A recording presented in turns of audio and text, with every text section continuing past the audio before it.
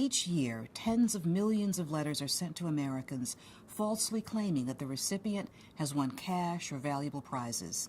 In order to collect these benefits, the letters say, the recipient need only send in a small amount of money for a processing fee or taxes. Why is it fraud? Because it's not true. There is no prize. There is no psychic good fortune that's going to be out there. These letters go out by the hundreds of thousands. They're mass-produced, they're bulk, they're sent out to hundreds of thousands of people, hoping they'll get a few people back that are willing to send them. And a family friend said, you know, I'm kind of worried about your mom. I visited her, and she's putting cash into envelopes. These offers are a fraud. We've had victims call us and say, my car's being delivered today. Why don't you guys come and take a look and watch it being unloaded? We know there's no car being delivered, and by the end of the day, they'll realize there's no car being delivered.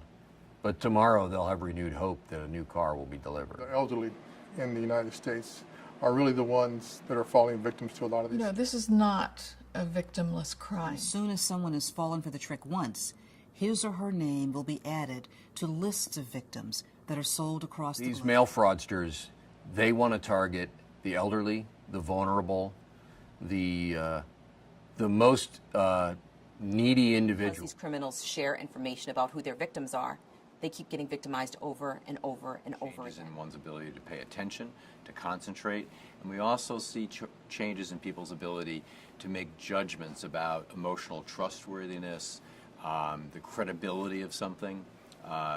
So it's not just memory that can change with aging.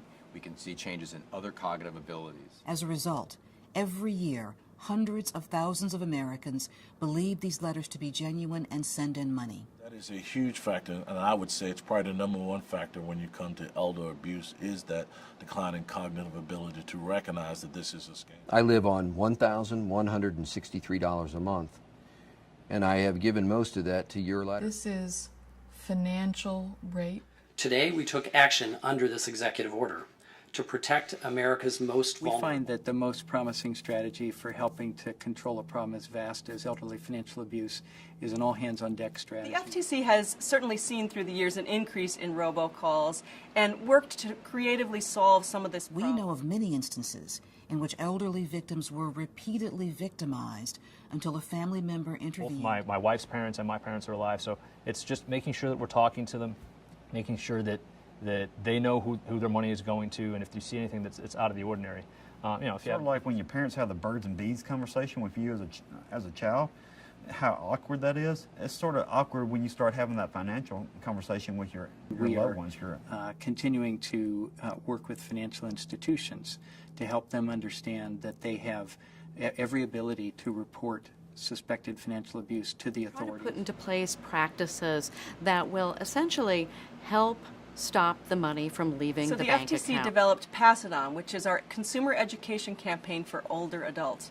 It's specifically designed to engage older adults to learn about consumer fraud and scams that affect them, the relevant topics that are near and dear to their hearts, but also to share that information, not just keep it, pass it on, literally, to their family and friends. I don't know if I could handle facing these victims in person and hearing their story. They don't have the money to pay their rent, to pay their medication, to pay for food, and they're sending money to these fraudsters. And we have to do something. This is why we do what we do.